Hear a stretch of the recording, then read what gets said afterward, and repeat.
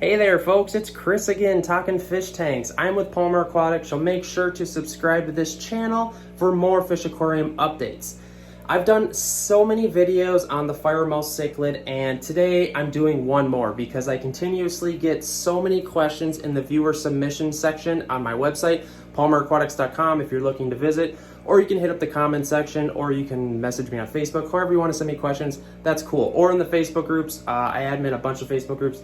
Guys, let's quit blabbing. I want to tell you about how to take care of the Firemouth Cichlid. I've noticed a lot of care guides on fish give you super in-depth information, like the Firemouth Cichlid is from the Yucatan Peninsula of the Mexican waters. But if we're being honest, a lot of that isn't really important to us because these fish are raised at farms and we bring them home and keep them in glass boxes. So I want to give you a realistic care guide that's super basic for all levels, all the way from beginners to expert level. And as you can see, what I'm doing here is I'm walking you through a bunch of videos that I posted in the past to kind of showcase you guys how long I've been keeping these fish and breeding them and talking about them. Okay, so let's talk pure basics. How about minimum aquarium size? I would go with a 40-gallon breeder at bare minimum, but I would really like to see a 55-gallon aquarium. One of the biggest things you're going to have to be careful with is what fish you keep your Firemouth Cichlid with, because these things have a tendency to breed pretty easily, and if you keep them with the wrong tank mates or other fish, it may end up in death, because when they start breeding, they will fight to the death to protect their babies. As far as setting up your tank, I would go with some slow moving waters and a dark water setup. So get yourself a basic hang on the back filter and maybe add a sponge filter as a backup filtration. Nothing too crazy, no canister filters or no power heads. These guys prefer slower moving waters with a lot of hiding spots, so maybe get some caves that they can hide in and just let them do their thing. Nothing too crazy. I see a lot of people overthinking the filtration part of things when setting up a tank for fish like this. Like, don't get too many filters, don't get too many power heads, wave makers. It's more simple than you think it is.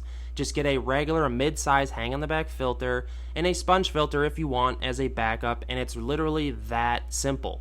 As far as figuring out good foods for your Firemouth Cichlid, they're more on the carnivorous side. They are technically omnivores, but cichlids prefer protein-rich diets. So a basic cichlid pellet food mixed in with some maybe live foods like cut up tilapia, raw shrimp.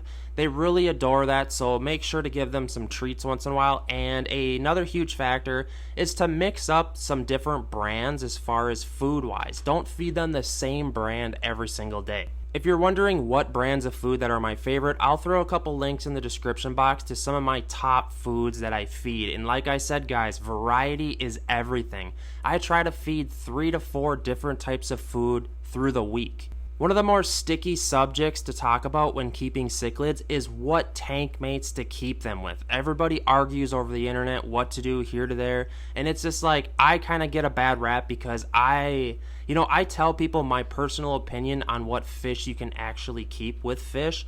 In my personal opinion, these fish are pretty mellow-mannered, and some of my favorite tank mates are going to be Severums, green terrors. But guys, you have to know that if some of these fish start to try and breed, the whole scenario changes, because the cichlids will fight to the death until, to protect their babies.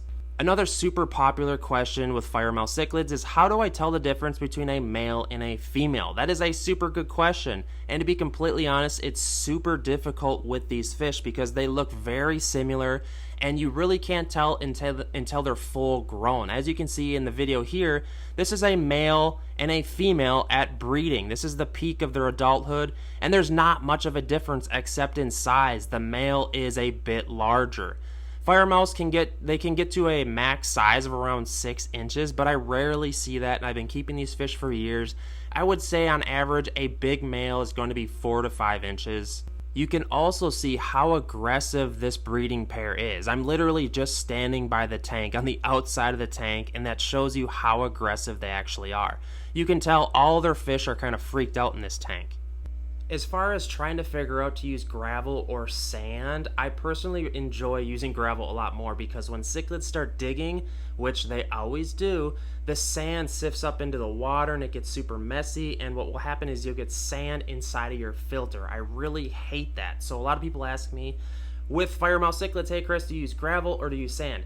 Easy answer for me, it's gravel, because that sand gets in your filter and it wrecks it. The sand gets in the water, it looks cloudy. Everyone hates that, right? So I'm a pure gravel guy when it comes to keeping cichlids and fish in fish tanks. So guys, thanks for watching this video. Let me know in the comments section if you plan on keeping Firemouth cichlids, if you're keeping them right now and you're just looking for some more info. I absolutely adore this fish. I've been keeping it for probably almost a decade now, and I've effectively bred them.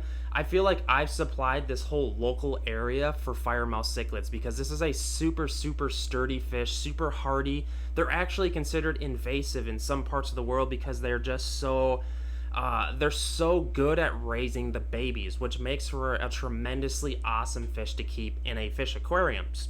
Sorry, I can't speak. So guys, make sure to subscribe to this channel, and if you love seeing what I'm doing here, you can also become a member on my regular channel, Palmer Aquatics. So, and it's $1.99 a month. It's just a small donation. It helps pay for all the tanks, my shop build, everything. So I want to give you guys a huge shout out. Please like the video.